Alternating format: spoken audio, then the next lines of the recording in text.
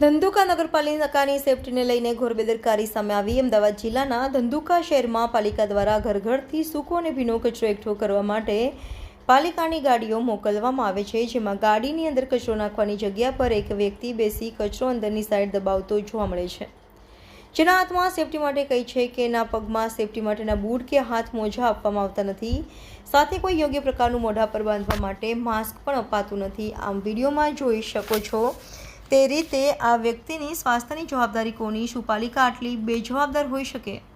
વ્યક્તિના સ્વાસ્થ્ય સાથે ખુલ્લામચેડા કરતો ઘોર બેદરકાર અવારનવાર ગાડી પાછળથી કચરો નીચે રોડ પર પડતો નજરે ચડતો હોય છે। સફાઈ કર્મચારીને સફાઈ માટેની યોગ્ય કીટ જ ન અપાતી હોવાનું અનુમાન। પાલિકા દ્વારા યોગ્ય કીટ અપાઈ સફાઈ કામદારોના સ્વાસ્થ્ય જળવાય તે માટેના પગલાં લેવા લોકમુખે ચર્ચા। Reporter CK Barad, detail news live 24।